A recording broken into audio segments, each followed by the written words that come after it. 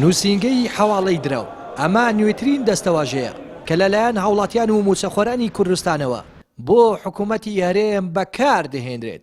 موچەخۆران دەڵێن ئەگەر بەغدا پارە بنێرێت حکوومەتی هەرێم تەنها هاوشێوەی نووسینگەیەکی حواڵەی دراو دەیگوازێتەوە بۆ موچەخۆران.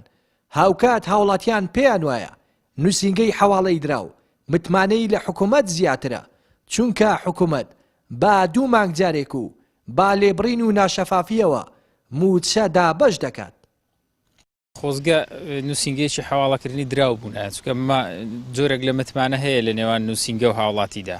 ئەوانە 6 مانگ بە درۆ یاسای چاکسازی خەڵکیان خافڵان. ئەگەر ئەوانە سیستەم بان حکومڕانێکی شەریف بان لانی کە کابینەیەکیان لەگەڵ کابینەیەکی تر لە یەکێک لە سێکتەرەکاندا فەرقی دەبوو. بنمونە لە سێکتەری با بڵێن تەندروستی کابینەیەک لەگەڵ کابینەیەکی دیکە لانی کەم هەنگاوێک دەچوە بەرەو پێشێ پەروەردە بە هەمان شێوە. بەڵام تا دێ سێکتەرەکانی حکومڕانی هەرێمی کوردستان دادەڕزێن وێران دەبن بە تایبەتی لە بواری پەروەردە. حکوومەتی هەرێمی کوردستانیش بەداخە وەک نووسینگەیەکی حواڵەی لێ هاتووە کە خەڵک ئاماژەی پێدەدا کە بەغدا پارە بنێرێ دابەشی دەکەین موچە نەینێرێ دابەشی ناخین. کەواتانی ئەوە کەی پێدەوتری حکومڕانی ئەوەیە کە بەرنامە هەبێ پلانت هەبێ بۆ داهاتوو.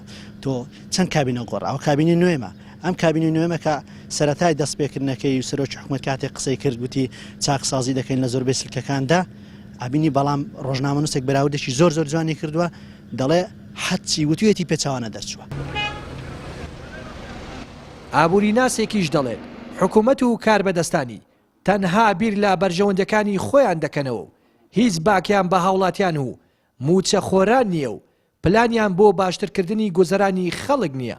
ئاماژە بەوەش دەکات کە پارە بۆ حیزب و بنەماڵە و ڕاگەیاندنەکانی خۆیان هەیە و تا ئێستاش پەکیان نەکەوتووە. هەر دەوڵەتێک ئابووری نەبێ ئابووریەکی سەربەخۆی نەبێ بۆ خۆی ئیرادەیەکی سەربەخۆشی نابێت.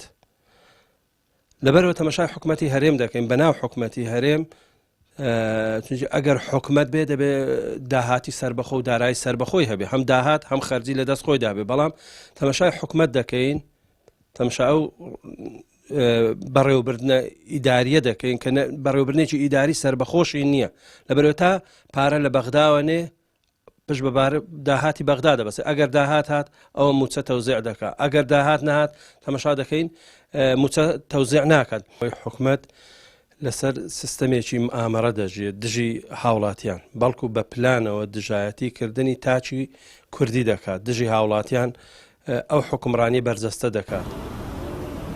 دوای 28 ساڵ نۆ کابینەی یەک لە دوایەکی حکوومەتی هەرێم کە بانگەشەی ئابووری سربەخۆییشیان کردووە نەیانتوانیوە داهاتێکی سربەخۆیان هەبێت بەڵکو چاوەڕێی دەستی بەغدایە پارەی بۆ بنێرێت. لە کاتێکدا نەوت و داهاتە ناوخۆیەکانیان بۆ بەغداش ناگەڕێتەوە بەردەوام بە ناوی قێرانی داراییەوە هاوڵاتیانی هەرێم دەچەوسێننەوە و بە داهاتی کوردستان بەردەوام کۆمپانیا و میدیای سێبەر دادەمەزرێنن. بەو شێوەیە دەستیان بەسەر ئابووری هەرێمدا گرتووە بۆ خۆیان.